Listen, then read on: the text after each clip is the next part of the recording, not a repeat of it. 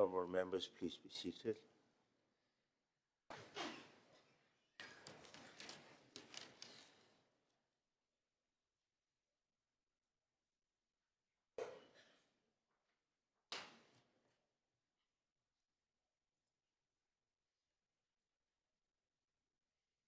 Honourable members, before we proceed with item 6 on our agenda,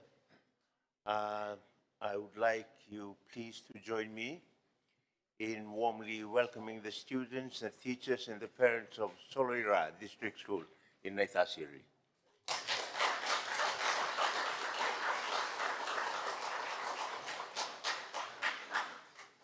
On behalf of the honourable members, I warmly welcome all of you to your parliament. I hope that this visit will expand your understanding of how your parliament works and provide significant awareness on the vital role parliament plays in upholding democracy.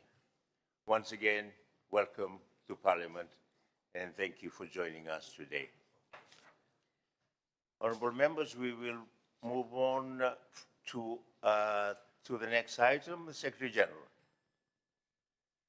Questions. The first oral question for today, I now call on the Honourable Ratu Tosai Nyundamu to ask question 338 of 2025. Mr. Speaker, sir, I rise to ask question number 338 of 2025, listed under my name in today's ordered paper, directed to the Deputy Prime Minister and Minister for Tourism and Civil Aviation. Can the Deputy Prime Minister update Parliament on the progress of drafting the new Civil Aviation Bill? Thank you. I call on the Deputy Prime Minister and Minister for Tourism and Civil Aviation, the Honourable William Ngabo. Mr. Speaker, sir, I rise to respond to the question raised by the Honourable Member. Before I do so, Honourable Speaker, allow me to pay tribute to two organizations I visited over the last few days. The first was the Expo for Early Release last Friday, organized by the Commissioner of Corrections, Maturanganeta, Mr. Naudu Kindi, and Corvo. This was a truly illuminating visit, Mr. Speaker, sir, where our inmates have been trained in some very useful skills. They came with nothing and they're leaving the institutions with something valuable. And I commend the Commissioner of Corrections and his team for these efforts. And it was quite impressive, Mr. Speaker, sir, that the recidivism is now down to 0.58%. Such is the effect of the way people have been given the second chance and being supported through the initiatives within the correction services. I salute Commissioner Naudu Kindi and his team for a job well done. And also yesterday I went for the prize giving at Ratunabula College. As you know, Mr. Speaker, sir, this was started by Ratu Napoleon in Hawaii at that time. The vision that he had to start a school for Nandi. It now has a roll of more than 1,000 people, and is one of the leading institutions now in the area of Nandi. I was sharing with my colleagues in caucus today. When they came up to receive their prizes, I was impressed with the presentation, with the attire, the way they presented themselves. And I later found out on the Speaker, that a lot of them from TVET, on the day they finished their courses, they were snapped up by companies around Nandi. So Ratunabula had to plead with employers to release them to come to the function. So it was quite impressive, Mr. Speaker. And there's truth in the adage. There's dignity in work. No. And I think TVET is doing a wonderful job in that area, and I share that with the Honorable Minister today on the focus, commending him on the focus on TVET in education. The Speaker, sir, the brief background on the work that has been conducted by my team on the Civil Aviation Bill. As we are aware, our aviation sector is a key enabler for economic growth in Fiji. And while we continue to strengthen connectivity within the Pacific, we have an obligation to international standards set by the International Civil Aviation Organization. In October this year, Cabinet endorsed the review of Fiji's 3 primary civil aviation laws, namely Civil Aviation Act 1976, Civil Aviation Authority of Fiji Act 1979, and the Civil Aviation Reform Act of 1999. These acts, drafted decades ago for a very different aviation environment, no longer adequately support modern safety, regulatory, and operational requirements. The Civil Aviation Act is now 49 years old. The Authority Act is 46 years old, and the Reform Act is 26 years old. This work will culminate in a new civil aviation bill, which will repeal and replace the existing acts with a single modern piece of legislation. The new bill is designed to provide a comprehensive legal framework for both aviation safety and economic regulation, ensuring Fiji's civil aviation system is equipped to meet current and emerging sector demands. The development of this bill responds directly to the findings of the 2019 ICAO audit, which highlighted significant gaps arising from the age of the current legislation. Consolidating the 3 acts into one will remove duplication, strengthen clarity, and better align Fiji's civil aviation system with international best practice. The bill will also enable harmonization of subsidiary regulations, including alignment with the New Zealand Civil Aviation Rules parts, which represent a well-established and internationally recognized regulatory model. To ensure the bill is robust and fit for purpose, a comparative analysis was undertaken with the civil aviation legislation of New Zealand, Singapore, and Papua New Guinea. The most relevant and effective provisions from these jurisdictions have been incorporated and adapted to Fiji's legal and operational context.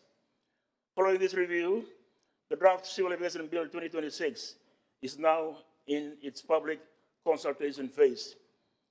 The key objectives of the draft Civil Aviation Bill include: 1, compliance with ICAO standards, focusing on safety; 2, consolidation and efficiency, having in place a single cohesive framework and eliminating possible legal duplication; and 3, strengthening legal authority to ensure alignment with international standards and best practice.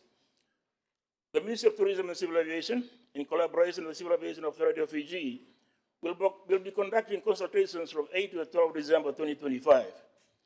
This will start in Suva, followed by Nandi, then Lombasa, and conclude in Savu Savu. Mr. Speaker, I take this time to invite the public to attend these consultations to ensure comprehensive input and transparency across the nation. I thank you, Mr. Speaker. I thank the Deputy Prime Minister, Honorable Ngavoka, for his response. Supplementary question, Honorable Koya. Thank you, Mr. Speaker, sir. Honorable Minister, thank you for the update on the progress of the drafting of the new Civil Aviation Bill. Because we're ensuring that we comply with all the ICAO standards, etc., there's generally a three-tiered approach with respect to any civil aviation laws and rules. One is obviously the law. There is the air navigation regulations and also the standards document which accompany everything together. So my question is, whilst you're doing the law, because it's the regulations date back to 1981, will you be amending, or have you started also looking at the amendments that are required in the air navigation regulations and the standards documents? Deputy Prime Minister. Yes, Mr. Speaker, so we are doing that. As I said, it'll all be melded, it'll all be one. Right now, there are 3 different parts. And part of the whole exercise is consolidating all those, the regulations, the orders, and all that. It'll be about 70 pages altogether. Very similar to the exercise by the Education Ministry, where they had a lot of separate Those acts that came, it became one. Similarly, we'll see this in civil aviation, Mr. Speaker, sir. Thank you. Thank you. I'll now invite Honorable William Pillay to ask question 347 in 2025. Thank you, Honorable Speaker. Honorable Speaker, first I would like to thank you for the Christmas gift. Atanua, it means a lot, sir.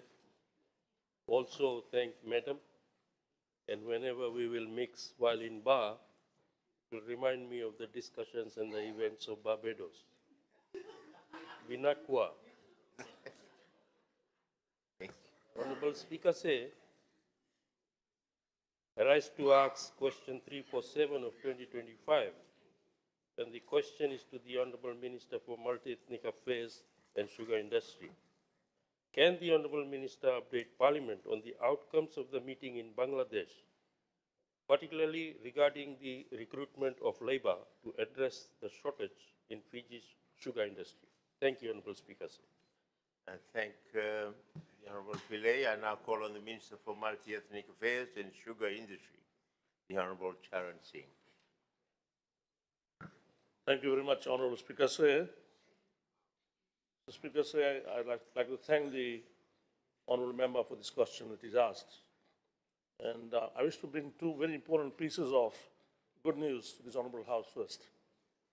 First, Mr. Speaker, the United Kingdom has officially confirmed that it will maintain the UK global tariff and increase the raw sugar import quota by 65,000 tons from 1st of January 2026. Fiji will continue to enjoy the duty-free access under the UK Pacific Economic Partnership Agreement for the next 8 years. Mr. Speaker, this is a major diplomatic and a trade victory for Fiji and a clear vote of confidence in our sugar industry. Second, after the rigorous testing and trials of the Rarawai mill will resume crushing from tomorrow, 5th of December, 2025. Mr. Speaker, this is a strong signal that our rehabilitation efforts are delivering results and that this government is getting the industry moving again. Mr. Speaker, now the answer to his question. You want to listen? This question raises a critical issue, the shortage of reliable labor in the sugar industry. Mr. Speaker, the ministry has made every effort to mobilize local labor locally. However, time and time again, our growers have been left vulnerable, and in this case, a number of laborers do not fulfill their obligation and leave before the harvesting season concludes. It is important to note, Mr. Speaker, that this challenge is not unique in the sugar industry. Almost every sector in Fiji, particularly agriculture, construction, and hospitality, is facing similar workforce shortages. And in agriculture, the challenge is even more pronounced as entry-level position attracts minimal wages and work is physically demanding. This situation has been compounded by an ongoing out-migration of our people to Australia and New Zealand under the seasonal employment schemes. This is also a part of a global trend where developed economics are drawn workers from developing nations, leaving critical industries like sugar short of skilled and reliable labor. According to the 2023 report of the Organization of Economic Cooperation Development, there is a long-term global decline in agricultural employment, driven by shrinking rural population and migration of younger generation to cities or overseas. The report also highlights that many countries are struggling to attract and retain workers for physically demanding, low-paid seasonal agricultural jobs. Fiji is not alone. Mr. Speaker, the labor shortage in agriculture is not unique in Fiji. It is a global crisis affecting both developed and developing economies. Canada currently faces a shortage of over 87,000 farm workers, projected to exceed 100,000 by 2030. In the United States, the deficit is estimated 2.4 million agricultural workers by next year. In Chile, the industry reports a shortfall of 300,000 workers each harvest season, risking the loss of up to a quarter of the national crops. Across the European Union, more than 2.5 million workers have existed in agriculture over the past decade, with only 11.9% of farm managers now under the age of 40. These figures are clearly demonstrate that agriculture worldwide in facing the severe labor shortage pressures. Fiji's own labor challenges must therefore be understood within the broader global context and addressed through the targeted, innovative, and forward-looking solutions. While we are not replacing our local workforce, it has become clear that we must complement it strategically to reduce the burden on farmers. Our collaboration with the Fiji Correction Services has provided some relief, but it remains insufficient to meet the overall labor demand across all the mill areas. Mr. Speaker, the sugar industry is facing a severe and escalating labor shortage that affects every stage of production, from farmland preparation, planting, harvesting, and delivery. Growers are struggling with local labor that is increasingly inconsistent, costly, and often sourced from distant communities. Limited mechanization, particularly in a hilly and difficult terrain where many of our cane farms are situated. Harvesting gangs are unable to secure sufficient workers, leading to some instances to abundant, delayed harvesting and significant financial losses for the growers. Mr. Speaker, this labor crisis poses a direct threat to farm production and the long-term sustainability to our growers. In this context, Mr. Speaker, the government has begun exploring a government-to-government, G2G, labor cooperation model with Bangladesh. My ministry is currently developing a framework under our bilateral arrangement, which will submit to Cabinet for consideration. Mr. Speaker, in the recent visit undertaken by myself, my Permanent Secretary and the CEO of Growers Council was both timely and high protective, providing valuable insights into how this model can strengthen labor availability for our industry. During the mission, we had the opportunity to visit the Bangladesh sugar industry, engage directly with the sugarcane farmers, observe firsthand the availability, discipline, production of Bangladeshi laborers across the various agricultural operations, hold a formal discussion with the Ministry of Expatriate Welfare and Overseas Employment on the labor cooperation. The visit, one of their labor upskilling certification institution, was gaining valuable insights on how they prepare their workers for deployment overseas. Mr. Speaker, the government of Bangladesh has expressed a strong, genuine willingness to support with a structured supply of labor, particularly for agriculture and the sugar industry. The readiness, professionalism, and well-organized deployment system were clearly evident during our engagements. They view this cooperation not merely as a labor partnership, but as a part of a broader commitment to deepen and strengthen the long-standing bilateral relation between our two nations. Mr. Speaker, I also wish to emphasize that this concept has already demonstrated practical success on the ground. A small pilot group of 8 Bangladeshi workers engaged through my private company is currently assisting farms in Lambasa. These workers have displayed exceptional work ethics, discipline, and reliability. Their contribution has improved not only the productivity of my farm, but also supported several neighboring farms where growers also observed greater consistent efficiency and timely completion of the field operation. Mr. Speaker, we are now developing a dedicated labor recruitment model specifically tailored for the needs for sugar industry. This model is carefully designed to complement and not replace our local workforce, provide growers with a stable, consistent, and reliable pool of labor particularly during the peak harvesting periods when shortages are most severe, and ensure strict adherence to all the Fiji labor, immigration, and welfare laws, with safeguards to protect both workers and growers. Mr. Speaker, the proposed recruitment model will be administered through the Sugarcane Growers Council in close partnership with the Ministry for Employment and Ministry for Multi-Ethnic Affairs and Sugar Industry. This arrangement is particularly suited to our larger growers who require consistent and dependable labor supply.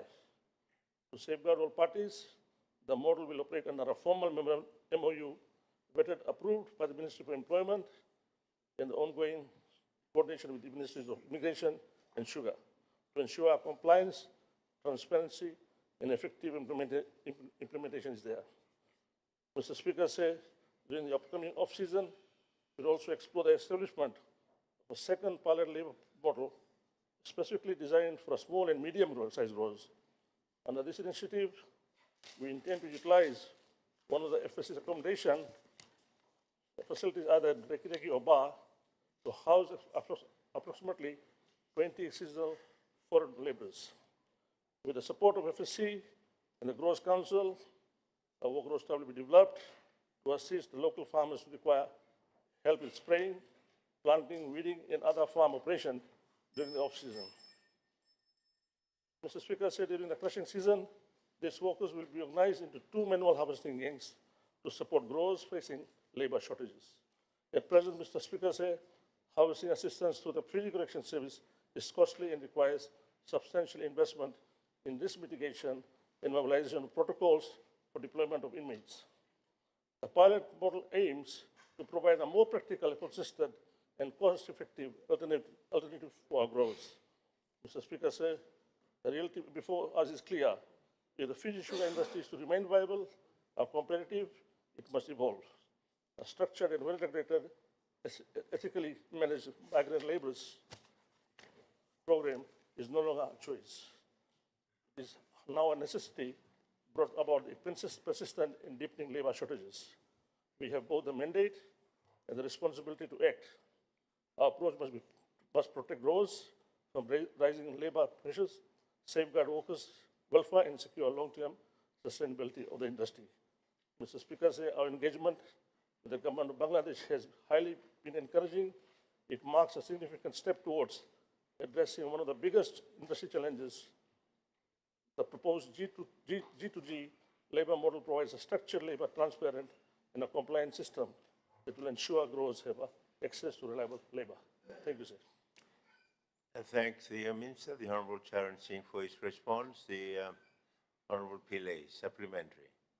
Thank you, Honorable Speaker. Honorable Speaker, first I would like to thank Honorable Minister for the announcement that Raraway will start operating from tomorrow. There is still a lot of cane that is standing to be harvested. A supplementary question, Honorable Speaker, whether there has been any consultation with sugarcane farmers, especially the cost of this recruitment initiative, how it will be shared between government or FSC or the cane farmers, whether farmers have been informed about this initiative. Thank you. Thank you. Honorable Minister. Honorable Speaker, thank you very much again, Honorable Pillay, for the question, a supplementary question. Yes, as you know, we've been moving around the country, and a lot of farmers have been asking that how can we bring in Bangladeshi workers as well. Now, my model that I implemented in Lamasa works very well, and it's something that we are trying to explain to the farmers that this is how you need to recruit, keep the farmers, keep the workers in a good place where they can stay properly and not be treated like a slave. So those things we are talking to the farmers now. And that's why, as I said earlier, that we are trying to put a smaller models in Vitilevu, the smaller farms. And let's see if the farmers accept it, it'll be well and good. Thank you. Thank you. Honorable Maharaj. Thank you, Honorable Speaker, and I thank Honorable Minister for his answer. Just a clarification to the Minister. When we actually bring in these workers, are we still paying them on tonnage or are we paying them on hourly rate? Because it had been an issue previously. Some of the workers, when they actually get paid on the tonnage, they don't reach the minimum wage rate that is actually assigned by Ministry of Employment. That would be 550 per hour. Because it all depends on how many people are cutting the cane and how many tonnage is harvested within an hour. So what is the proposal going forward, especially bringing workers from outside? If we start paying them on hourly rate, how we are going to actually compensate the current sugarcane cutters? Or what is the proposal that ministry might actually have in order to ensure that we have a level playing field? Thank you. The Honorable Minister. Mr. Speaker, sir, when I actually had recruited the workers from Bangladesh, the minimum wage rate was 8.80 per hour. Of course, today the minimum wage is $5, but I'm paying them $5.50 an hour. Now, the reason being, they're not only working just by simply earning money back by cane cutting. They're working 6 days a week, and once cane cutting is not there, they go and work by other farms doing vegetable farming and so forth. If you look at today's, okay, if you multiply $5 by 8 hours, it comes to $40 a day. And if you want to harvest cane by using a simple labor in Fiji, you have to pay $35 per ton. So these guys have come from overseas. They need to save money. They have to send money back to the home country. So your answer, in short, is we pay by them by hour, and we are not trying to tell them to compete with the noble farmers. But as you see, last season or in this season, even the local farmers started demanding up to $40 an hour per ton. So yes, we are paying them $5.50, and we'll maintain that. Thanks. Thank you. Honorable Play, you'd like to have another Yes, thank you. supplementary? Thank you, Honorable Speaker. Sir. Labor shortage is a real challenge faced by the farmers now. We also see the decline in the cane production with the report from FSC. Honorable Minister, is there any time frame, any timeline by when we can start to get the laborers from Bangladesh? Thank you. Honorable Minister. Well, Honorable Speaker, say, well, we will give the offer to the farmers. It's for them to agree. And the sooner they agree, the sooner we can start recruiting. Thank you. We'll move on. Before we do that, I should explain, for the sake of transparency, that the tanoa that Honorable Pillay had referred to, I gifted him. It was a promise I made to him whilst I was watching them share a bowl of grog with the Minister of Education in Barbados. So I told them, I will get you a tanoa when we get home. So you have it today. Thank you. Right. We move on to the third oral question for today. Honorable members, please take note that oral question 348 of 2025 has dropped from the order paper as it has been addressed through the ministerial statement by the Minister for Finance on Thursday, the 27th of November, 2025. So now I'll call on Honorable Virendra Lal to ask the next question, question 349 of 2025. Thank you, Mr. Speaker. Sir, I'd like to ask question 349 of 2025 under my name, and the question is directed to Minister for Public Works, Meteorological Services and Transport. Can the Minister inform Parliament if there are plans to construct Waimari Bridge in Rakiraki? Thank you, sir. Thank you. I call on the Minister for Public Works, Meteorological Services and Transport, the Honorable Rofli Bitwiswal. Thank you, Honorable Mr. Speaker, sir. Thank you, Honorable Virendra Lal. I advise this House that the survey and design process is currently underway for the construction of Waimari Bridge. This work is being undertaken by the FRA, Visual Roads Authority, as part of its bridge replacement program. Once the design phase is completed, the project will be included for budget consideration in the upcoming financial year, ensuring that funding is allocated for the project. The government recognizes the critical importance of this bridge in connecting rural communities to essential services such as schools, health facilities and markets. The planned works will incorporate climate resilient design standards to withstand future extreme weather events and improve safety for all users. In addition, FRA will engage with landowners and stakeholders during the implementation phase to ensure smooth delivery and timely completion. Moving forward, the Ministry will continue to monitor progress closely and provide updates. The restoration of the Waimari Bridge is a priority under our infrastructure resilience program, and also in terms of reconnecting communities and supporting socio-economic development in the area and the province of Ra.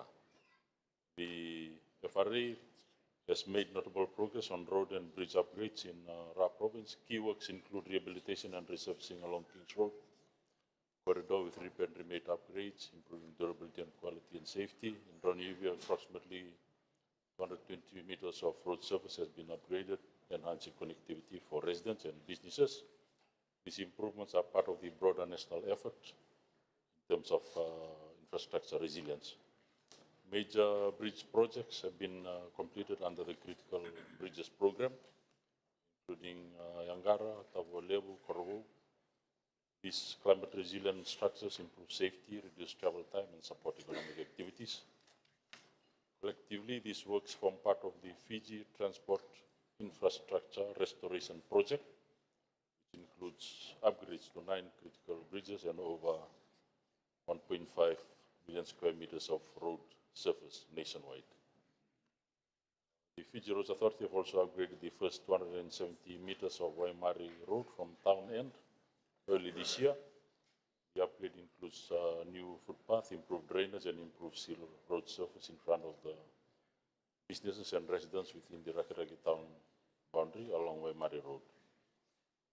The Ministry continues to work closely with stakeholders and especially development partners to accelerate delivery to ensure modern, safe, and sustainable transport. I recognize that, of course, this is not enough, which is why, as I already mentioned, that we continue to reassess the programs as we move forward in the budget year, given also further discussions with the Ministry of Finance on flexibility in terms of budget program options. There will be situations where we face in terms of emergencies as we are in the cyclone season.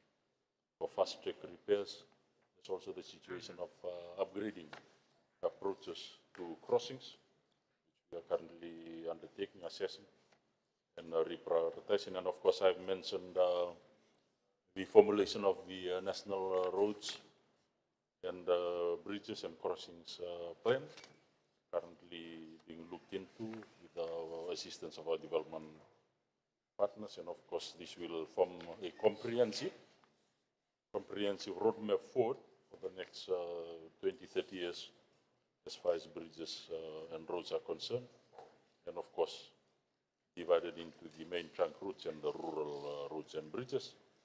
And in relation to that, the financing strategy and plans moving forward are already currently being discussed and networked with our development partners. Thank the Minister. The Honourable Rolf Libet as well. Supplementary, Honourable Brenda. Yes, supplementary. This bridge will give access to the students in the area, to the school which is just nearby.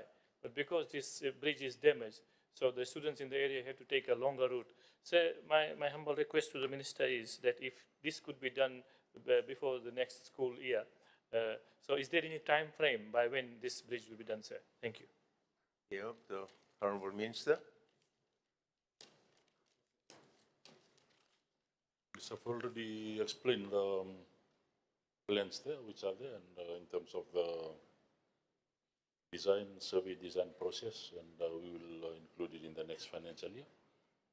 But yeah, definitely we will look at that to see what measures can be taken to alleviate the situation for before the start of the school year.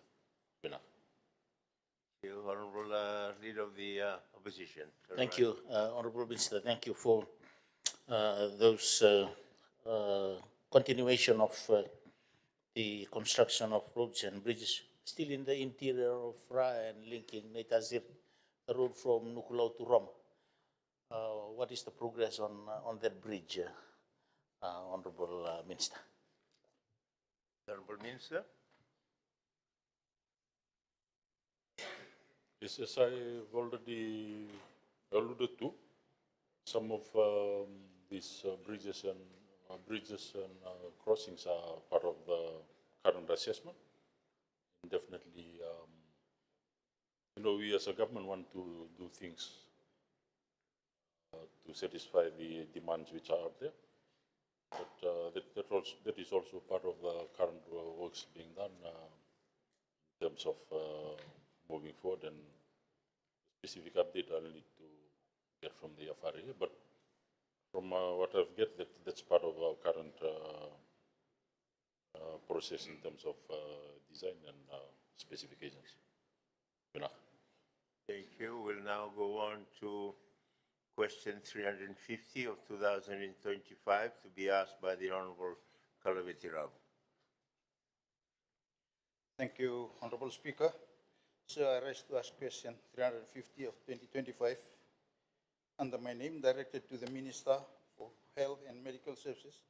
Can the Minister update Parliament on the outcome of the recent dental outreach program in the Maritime Islands? Thank you, sir.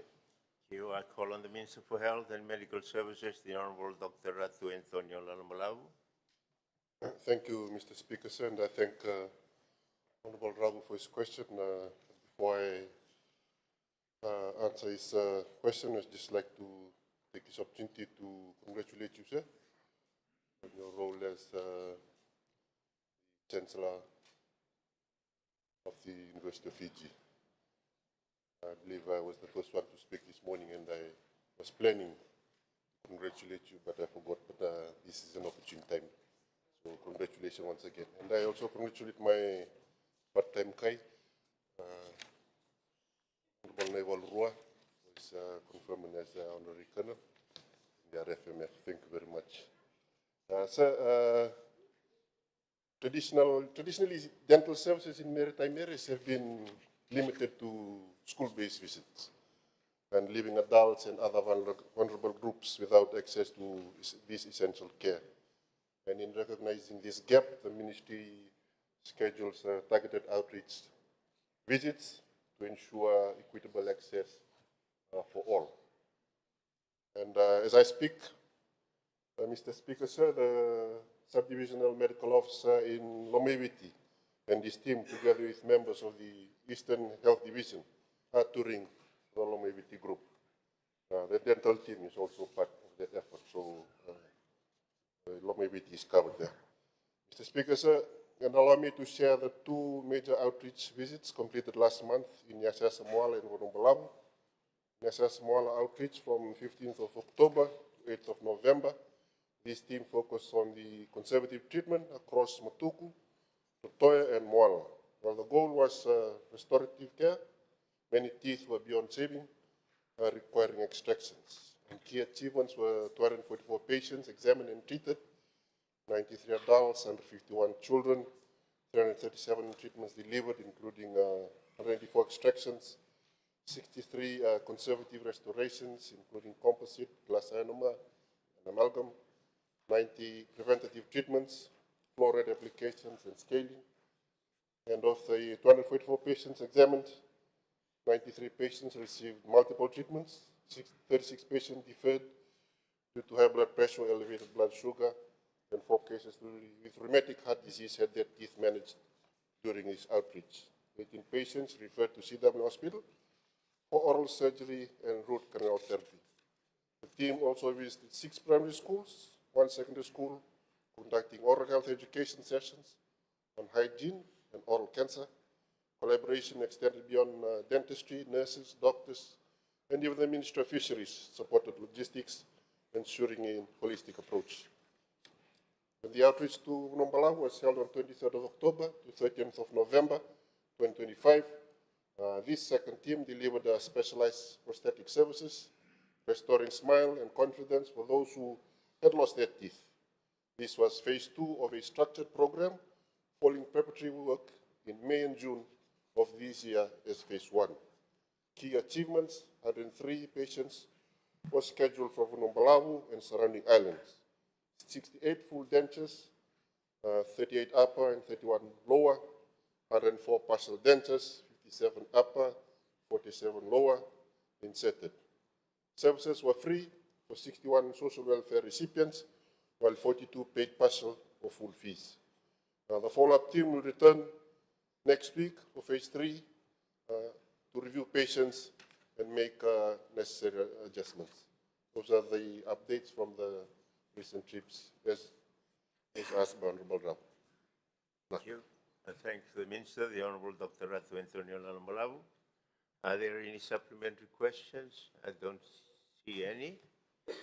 We'll move on to the next question, 351 of 2025. I call on the Honorable Parveen Bala to ask it.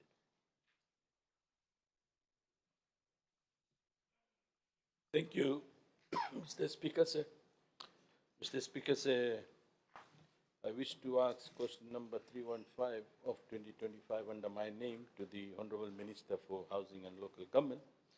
Can the Minister update Parliament whether the Ministry has identified land for the Public Rental Board Nambua tenants who were given 100 days notice to? Thank you. You did say 351, correct? Question 351. I thought I heard you say 315, right? 351. 351. Thank you. I'll now call on Housing and Local.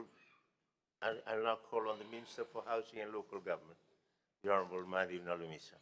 Thank you, Mr. Speaker, sir, and I thank Honorable Mbala for the question. Before I run my response to the question, Mr. Speaker, sir, first I'd like to give some bit of background on the case at the Meadow Estate, Public Rental Board, Meadow Estate.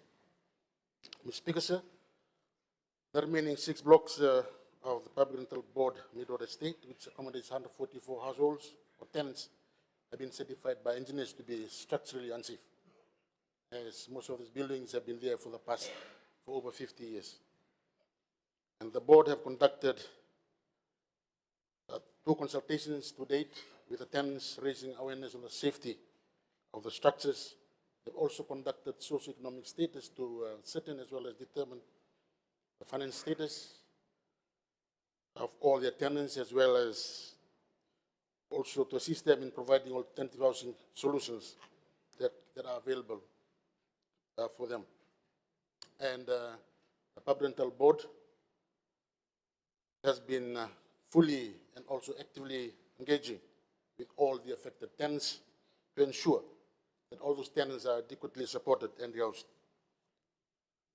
The board has also provided a comprehensive relocation plan to address the needs of all those affected families. To date, 7 tenants have been successfully relocated to the Housing Assistance and Relief Trust, commonly known as HUT, and another 4 families have applied for available lots as well as homes through the Housing Authority. A total of 9 families or households have chosen to return and also to be relocated to their respective villages. And additionally, Mr. Speaker, sir, 14 families have been relocated to other Public Rental Board flats within the Suva area. And for the remaining tenants, Ministry of Tokyo Affairs as well as the Ministry of Rural and Regional Maritime Development are providing ongoing support and assistance to facilitate the transition and ensure that no family is left without shelter. Speaker, sir, I want to assure the remaining tenants that the Ministry of Housing is working closely with the Public Rental Board in the relocation of the remaining tenants. And the Ministry has, in the process, identified 2 greenfield lands located at Cornevia, near Nosori, as well as in piece of land at Veiva Udeva in Tavirua, Suva. It will also be used to assist in the relocation process. And the Ministry has also been allocated a budget of $2.2 million on the acquisition as well as development of this land, and hopefully we can also relocate some of these affected tenants on this particular land that I've identified. Thank you, Mr. Speaker, sir. I thank the Minister, the Honorable Nalumisa. Are there any supplementary questions? Honorable Seri Ratu, Leader of the Opposition. Honorable Minister, for those that have opted to return to their villages, what form of assistance is available for them? Thank you, Honorable Minister. Honorable Minister. Honorable Leader of Opposition for that very good question.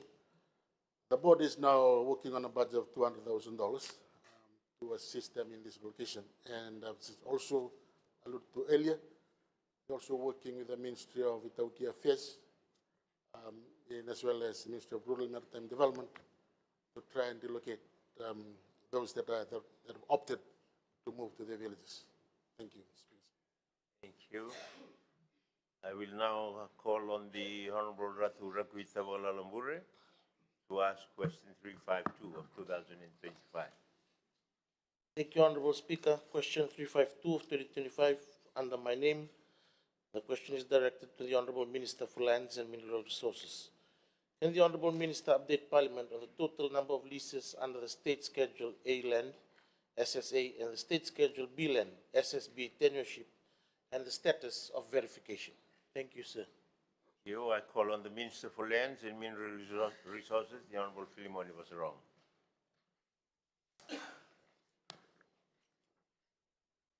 Mr. Speaker, sir, the state holds two types of land in trust for the indigenous landowners, Schedule A and Schedule B. Schedule A is land that once belonged to a landowning unit that has become extinct. Schedule B is land that was not claimed during the initial sittings of the then Native Land Commission in the early part of the 1900s. Since the inception of the return of these lands project in the early 2000s, total number of leases identified under SSA and SSAB is 3,500. So within Schedule A and Schedule B leases, 3,500 leases sit within it. 3,100 has been verified and has been transmitted to the TLTB. The balance of 400, Mr. Speaker, sir, is to be completed within the 2025-2026 financial year. It's important, Mr. Speaker, to note that the active leases identified, as I had spoken about before, 3,100 of them are transmitted by the Director of Lands to the Itoke Land Trust Board, and the Itoke Land Trust Board are also notified of the expired leases for renewal as per their own procedures. Mr. Speaker, all the survey field work, for example, for those lands which has, unfortunately, had double tenure, 40 of them have been identified. These are parcels of land which have been leased by the state and at the same time also leased by TLTB. So those 40 have been identified and they've been completed in the last financial year of 2024 to 2025. And so the ministry is in the final stages of the process and completing the lease administration part of all parcels of surveyed land, which is also anticipated to be completed in the next financial year. There are challenges identified in this project, as I have identified before, double tenure leases, and this requires the engagement of the Itoke Land and Fisheries Commission with our surveyors to properly demarcate the boundaries. This has been collaboratively achieved between the ministry surveyors and the surveyors from the ITLFC. Thank you very much, Mr. Speaker. Thank you. I thank the Minister, the Honorable Vosarongo. Are there any supplementary? No supplementary question? Yes, Honorable Leader of the Opposition. Honorable Mr. Minister, you did mention that a few of these land are still under leases either with TLTB or the state itself. And given that Schedule A is for the landowner units has become extinct and the other is unclaimed land. For the lease money, where does it go to? When it goes to, I suppose, TLTB. Thank you, Honorable Speaker. Sorry, Mr. Honorable Speaker, Minister, I didn't get the early part of the question. Can Yes, the yes, Leader of the Opposition Honorable Leader of the Opposition. Thank Can you, Honorable repeat? Minister. You did mention that some of, about 40 or so, are still on double tenureship between TLTB and. So where does the lease money fall into when the payments are done? Given that Schedule A is extinct, Schedule B is unclaimed. Honorable Minister. Thank you, Mr. Speaker. For the first part of the question, the lease for double tenure land or double tenure leases that have been identified, and there are 40 of them, all located in Wonolebu. They're organized in a way where TLTB has been asked to collect those leases, SSA and SSAB. So TLTB collects the leases, whilst we're administratively closing the lease that they have with the state, so that the one that has been issued by TLTB is the one that governs their contractual relationship between them and the lessees. I forgot about the last part of it, Mr. Speaker. TLTB, of course, will administrate. TLTB will administrate. Right, thank you. The next question, 353 of 2025, will be asked by the Honorable Alvik Maharaj, and I now invite him to ask the question. You have the floor. Honorable Speaker, Minister of Finance is not here.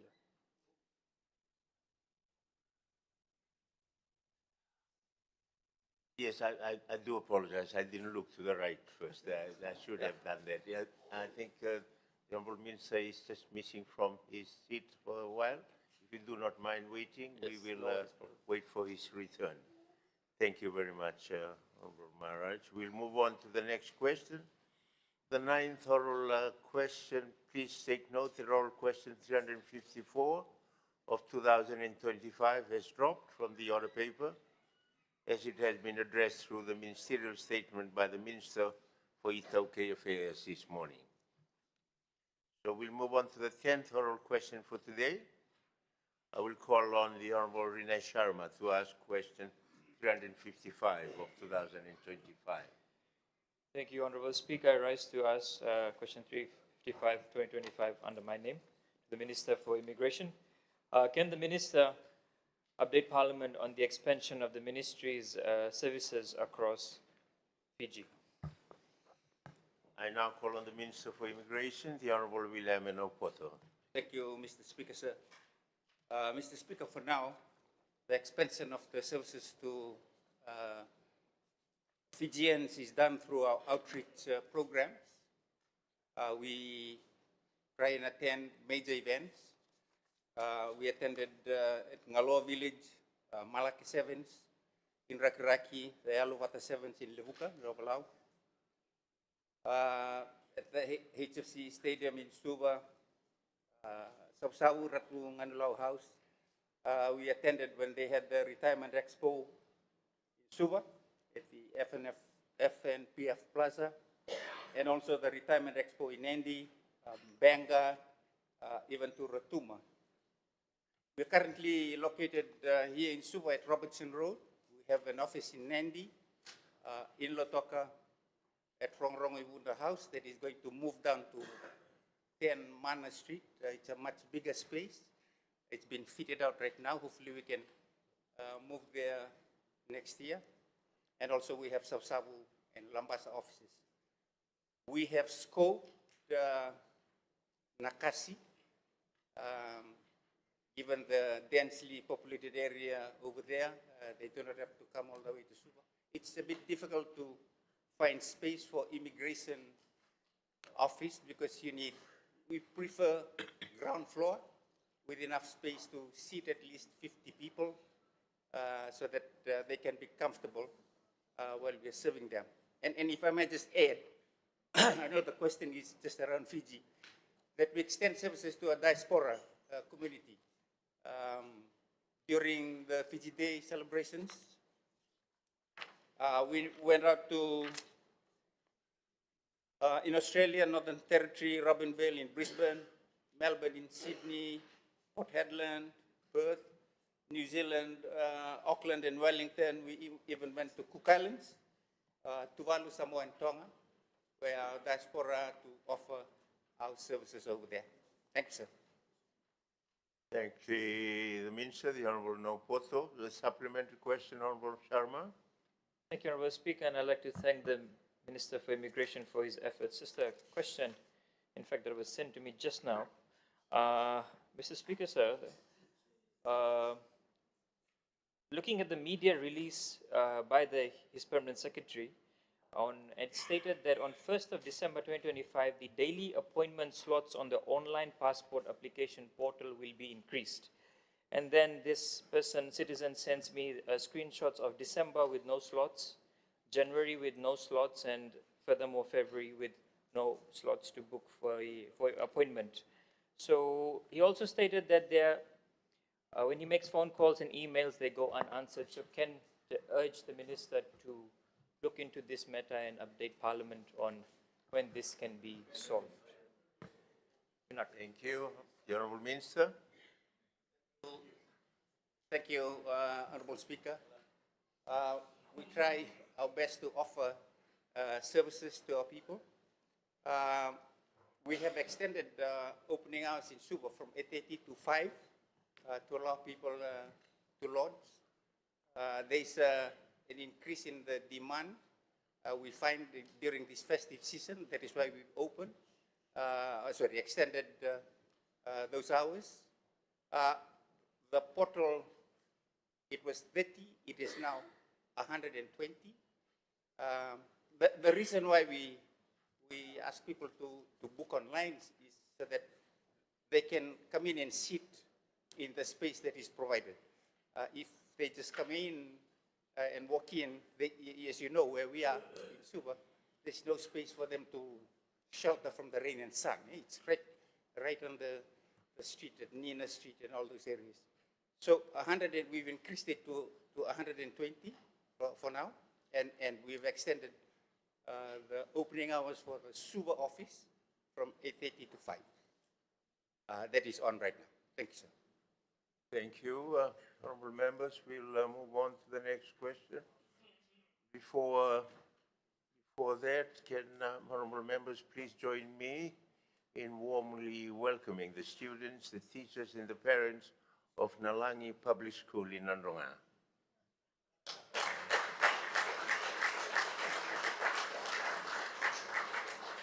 So on behalf of the honourable members of Parliament, I warmly welcome you to your Parliament, and I hope that this visit will expand your understanding of how Parliament works and provide a significant awareness of the vital role that Parliament plays in upholding democracy. Once again, welcome to your Parliament and thank you for joining us today.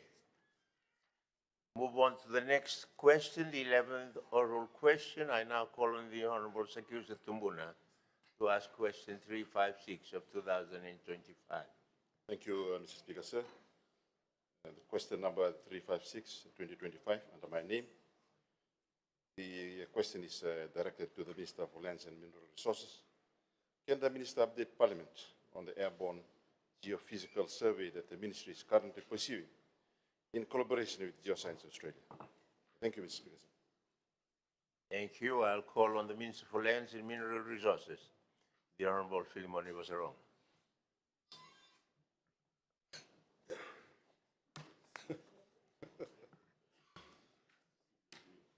Thank you very much, Mr. Speaker, sir. I'm happy to close off the questions session for the year by providing an update on this very exciting science that is currently happening in our country. The airborne electromagnetic geophysical survey is presently being conducted around the dry parts of Fiji. It's an advanced, non-invasive method of mapping the Earth's subsurface. This advanced geophysical survey technology will collect real-time data from the air with the use of a huge helicopter flying at a height of between 80 to 100 meters above the Earth, and in addition, towing a very large coil-shaped sensor that sends electromagnetic waves into the ground. As this helicopter and its machine flies over, the equipment will receive and record returned electromagnetic waves to provide detailed information about the subsurface, indicating potential underground water sources without the need for any widespread ground-based survey. Mr. Speaker, it is a very bold and transformative move towards modernizing how Fiji assesses and manages its water resources. Government, through the Ministry of Lands and Mineral Resources, in partnership with Geoscience Australia, has made this initiative possible with the support of the Australian government, reinforcing our Wawale partnership between Fiji and Australia. The survey began in June this year and has just been completed on the 14th of this month. It's covered areas of Vitilevu, Honolevu, and Tabiuni. The flight paths were strategically designed based on four key areas: red zones for water cutting, drier regions where groundwater requests are common, areas not serviced by Water Authority of Fiji, and the coastal communities with significant risk to saline intrusion and contamination. Mr. Speaker, this criterion ensures that the survey prioritizes the most vulnerable and underserved communities, aligning with our commitment to providing equitable water access to all our citizens. This project, Mr. Speaker, will enhance our knowledge on how we manage one of the most vital resources that we have, groundwater.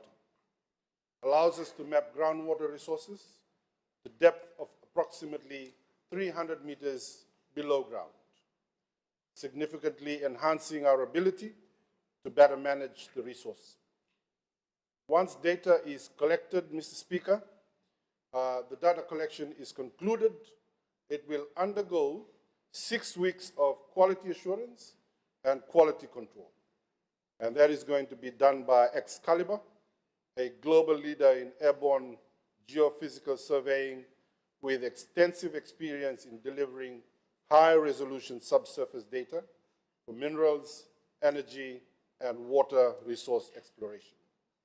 This then will be followed by an addition of 2 months of data interpretation, and that's going to be done by Geoscience Australia before the final data set is released to the Department of Mineral Resources of the Ministry of Lands and Mineral Resources.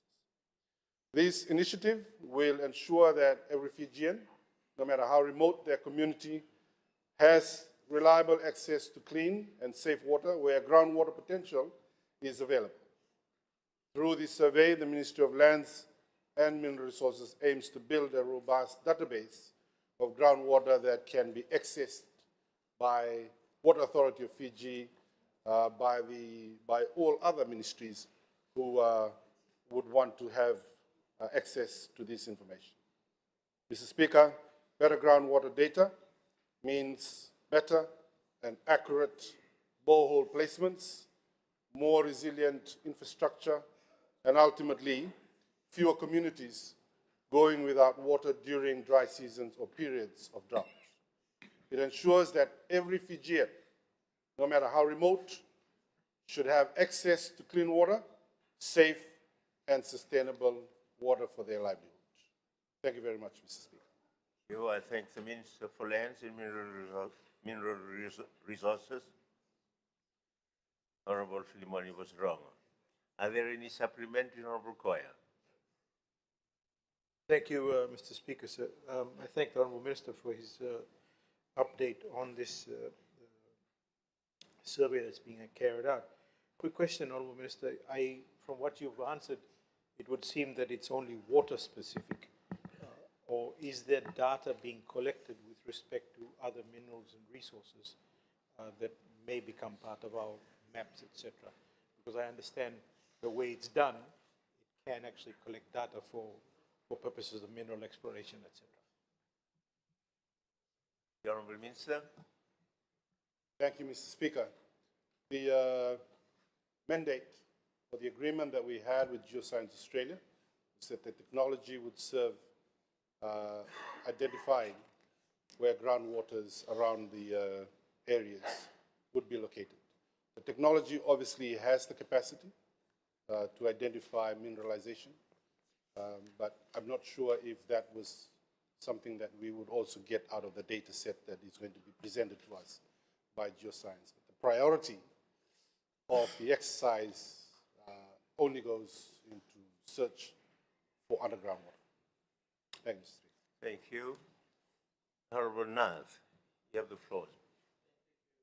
Honorable Speaker, Honorable Minister, the Airborne Geographical Survey are a very powerful tool, and we understand that it can be very, very well utilized in the disaster risk reduction.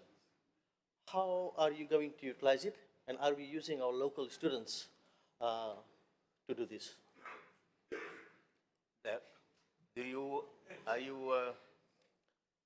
Can you explain much more slowly and clearly the question, please? Yeah, thank you, Mr. Speaker. I thank Honorable Minister for his deliberation. But knowing that, Honorable Minister, that this airborne geographical survey are the powerful tools for disaster risk reduction. It's a powerful tool that can be used for disaster risk reduction. And in other words, are we utilizing this tool for this purpose, and are we training our students as well? Honourable Minister. Thank you, Honourable Speaker. I'll attempt to answer the question, the supplementary question. So what we're getting out of these geophysical survey is a set of data. How we interpret the data and how we'd want to use the data will be totally up to us. As I mentioned when I made my answer to the question, is we've identified areas, and we had 4 criteria where we want to have boreholes constructed. And so we set ourselves out to do that. But what we have always done over the years is we'd put men on the ground, and they would walk for kilometers on ending and trying to identify at least one water source. The work that we normally would do in 2 weeks, that machine is able to do within 2 hours. And so once we get that data set, then we will be able to then map out where are the priority areas, where in the graphs there is a lot of groundwater identified. We're able to put placements on boreholes in, say, A, B, and C areas. And so I think that's really the intention behind this. Obviously, everybody that's going to be involved in the borehole construction and in the reticulation process are all going to be local. Thank you. Thank you. We will now go back to the 8th oral question from the Honorable Maharaj. And if you will just bear with me, the Secretary General and the Secretariat have quickly checked on the records and the Hansard. And question 353, as it appears here, had been answered by another question in our October sitting, although not in the same form, not in the same question.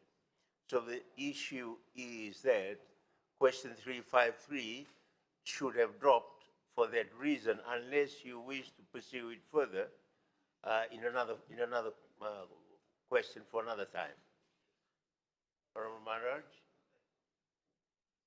I don't mind, Honorable Speaker, bringing another question at a later stage, provided we are given 6 questions instead of 5. Because if I would have gone ahead with this, I would have actually, opposition would have received 5. Now it's down to 4. I think that's a matter for the business committee yes. to look at. I'm not at liberty to decide here. I think the busininto committee will decide that. So this is a But we suggestion look from- at it sympathetically, since it's found its way into our brief here. Yes. We'll look at your issues that way. Thank you, right? sir. So that we can then move on, given that all the oral questions had been answered or deferred to a later decision.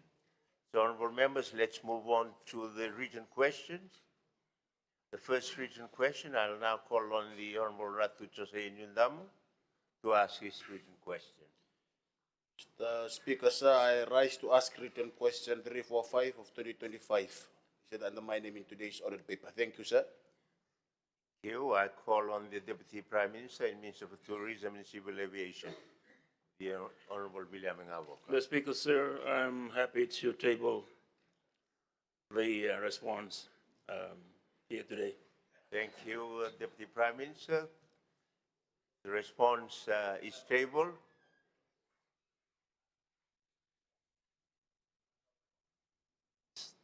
The second written question, I call on the Honorable Ratu Rakwitawala Lambure to ask his written question. Honorable Speaker, written question 346 of 2025, listed under my name. It is directed to the Honorable Deputy Prime Minister and Minister for Tourism and Civil Aviation. Thank you, sir. Thank you. I call on the Deputy Prime Minister and Minister for Tourism and Civil Aviation, the Honorable William Ngabo. Mr. Speaker, sir, the response is here. We'll table it now, sir. Thank you. Thank you. Please hand the report to the Secretary General. Those are the 2 written questions for today. We'll move on to the next item. Secretary General. Consideration of bills. Honorable members, please take note that we have 8 bills to deal with today. The first bill will be for second reading. 6 bills will be for third reading. And the final bill will be moved under Standing Order 51. So we will now proceed to the first bill, and I now call upon the Minister for Ethiopian Affairs and Culture, Heritage and Arts, the Honorable Ephraim Iwasu, to move his motion. Mr. Speaker, sir, pursuant to Standing Order 85, Clause 1, I move that the Rights of Indigenous People Bill 2025 be now read the second time. Is there a seconder? Mr. Speaker, sir, I beg to second the motion. Thank you, Honorable Twisawau. Second, before I invite the mover of the motion to speak on this bill, I remind the honorable members that in accordance with Standing Order 85, Clause 1, the debate will focus on the principles and merits only of the bill. So I now call on the Honorable Minister for Ethiopian Affairs and Culture, Heritage and Arts to speak on his motion. Thank you, Mr. Speaker, sir. I rise with deep sense of duty and hope, as this bill is a landmark step for Fiji. It seeks to recognize, protect, and promote the right of indigenous people in line with the United Nations Declaration of the Rights of Indigenous People, UNDP. In doing so, it fulfills both our international commitment and our national responsibility to strengthen the Tokyo administration system in this modern era. This bill reflects the vision of our forefathers when our high chiefs signed the deed of cession in 1875. They did so on the understanding that the rights of the Tokyo, especially the native land ownership, would be protected. History shows that this commitment has guided Fiji ever since. Leaders like Ratu Lalasukuna carried that legacy forward. His leadership led the formations of the native, now Itoke, Land Trust Board in 1940, established to protect the land for future generations while enabling sustainable national development. We honor the chiefs and statesmen who safeguard our land, identity, and culture. Their wisdom creates the foundations of which this bill stands, and today we continue their legacy into a new era. Mr. Speaker, UNDRIP was adopted in 2007 with Fiji as co-sponsor and co-author of the declaration.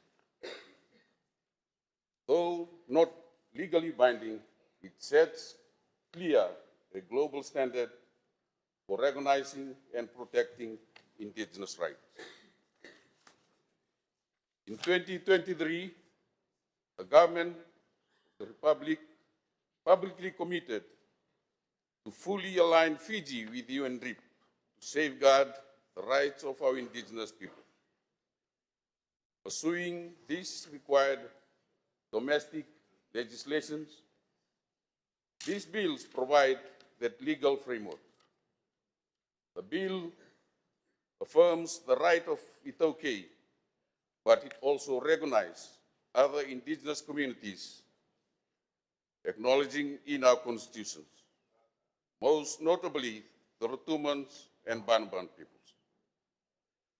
For clarity, the definition of Itoke remains exactly as defined in the Itoke Affairs Act 1944. This includes indigenous Fijians by lineage in persons of Melanesians, Polynesians, or Micronesian descent who reside in the Itoke villages. These definitions has generated discussions, and we expect further dialogue during the development of the National Action Plan. This discussion must be transparent, respectful, and inclusive. Mr. Speaker, the bill has several key goals. Affirm UNDRIP as part of Fiji domestic law, make it principle a guiding standard for Fiji, promote self-determination and well-being, so indigenous people can chart their own development with dignity. Eliminate violence, racism, and discriminations against indigenous people, including systematic discrimination. Promote mutual respect and cultural understanding among all Fijians through human rights, education, and public awareness. Establish monitoring and accountability measures so their rights are implemented, not just stated. Protect indigenous cultures, language, tradition, and heritage. Review all existing laws that affect indigenous interests, especially those inherited from colonial times. Each objective forms part of the comprehensive agenda to strengthen cultural pride, improve institutions, combat discriminations, and modernize outdated systems. The bill does not only state principle, it requires action. Clause 4 reaffirms UNDRIP and obligates the Minister for Itoke Affairs to develop a national action plan to implement it. Clause 5 specifies what the action plan must contain. It will be address injustice and prejudice, eliminate violence and discrimination, promote respect, understanding, and human rights education, establish monitoring, oversight, and accountability measures. The action plan will be a living, practical roadmap for implementing indigenous rights across all sectors, developed through national-wide consultations with communities. Clause 6 requires that the action plan be completed within 12 months of the Act coming into force. Clause 7 requires the finished plan to be tabled in Parliament within 14 sitting days of its completion and then be made public. Clause 8 requires an annual report submitted within 90 days after each fiscal year, describing the progress, the actions taken, and areas requiring improvement. Clause 9 ensures each report is tabled in Parliament and reviewed by appropriate committee. These create a strong accountability cycles every year. Parliament and the public will have full visibility of the implementation. Mr. Speaker, one of the most transformative parts of this bill is its requirement to review outdated laws that still govern Itoke life. Many of these laws were passed as colonial ordinance. The Itoke Land Act 1905, Fisheries Act 1941, Native Land Trust Act 1940, Itoke Affairs Act 1944. These laws protected indigenous land and identity, but some provisions no longer meet today's needs. They may unintentionally limit opportunities or create administrative barriers. The bill mandated a systematic review to identify which law needs updating or replacing. This does not discard their protective intent. It strengthens them so that they remain relevant and empowering in the modern economy.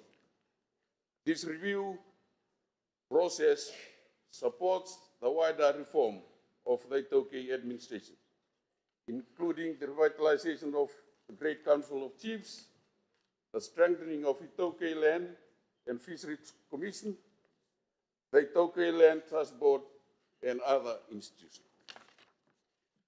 Mr. Speaker, during drafting, the Ministry consulted the Itoke Affairs Board and the reconstituted Great Council of Chiefs. Their feedback helped shape a bill grounded in the real need of our people. Further public consultation are expected when the bill goes to the Standing Committee. Once enacted, the Minister of Itoke Affairs, Culture, Heritage and Art will lead the development of the National Action Plan.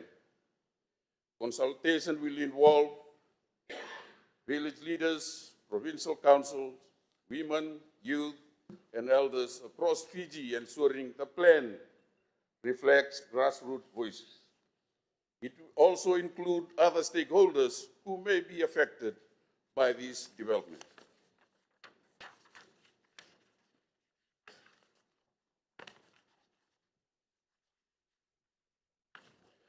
Mr. Speaker, this bill is a milestone for Fiji.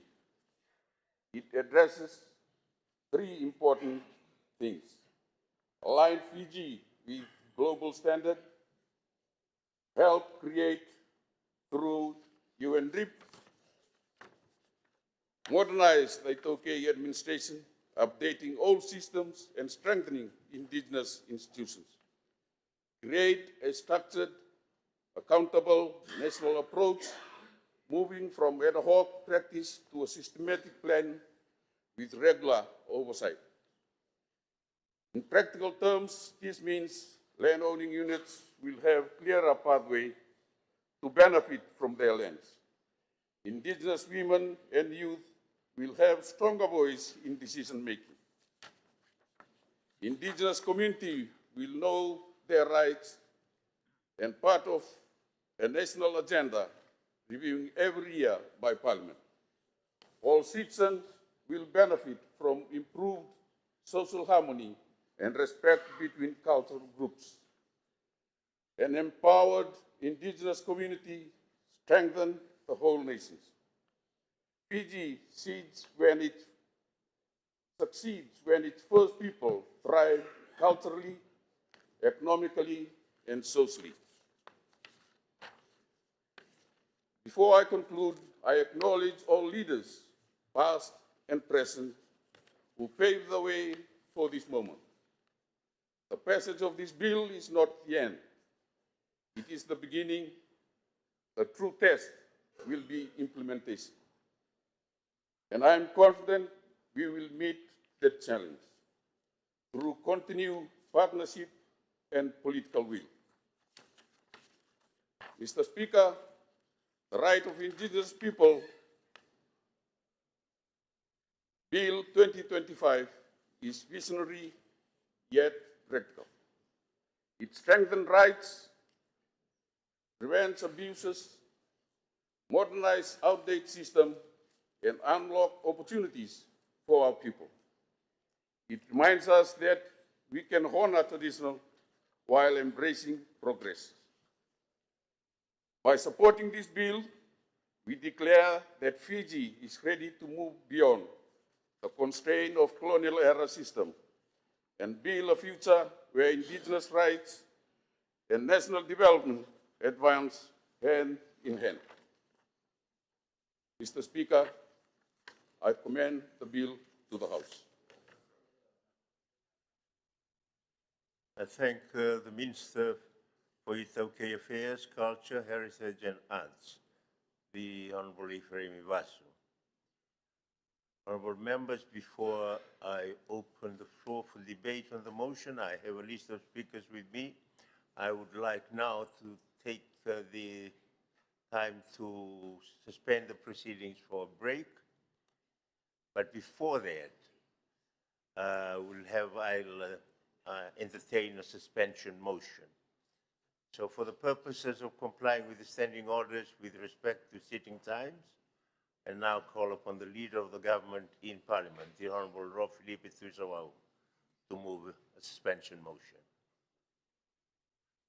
Thank you, Mr. Speaker. I move under Standing Order 6 that so much of Standing Order 23.1 is suspended so as to allow the House to sit beyond 4:30 p.m. today to complete the remaining items listed in today's order paper.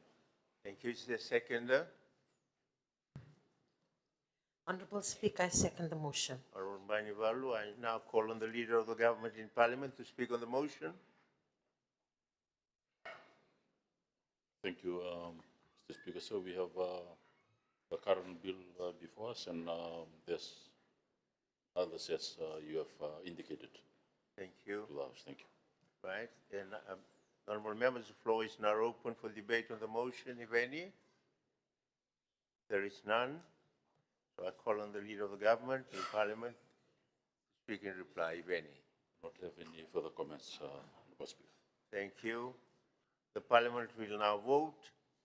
The question is that under Standing Order 6, that so much as Standing Order 23, Clause 1, is suspended so as to allow the House to sit beyond 4:30 p.m. today to complete the remaining items listed on today's order paper. Does any member oppose the motion? As no member opposes, the motion is agreed to unanimously.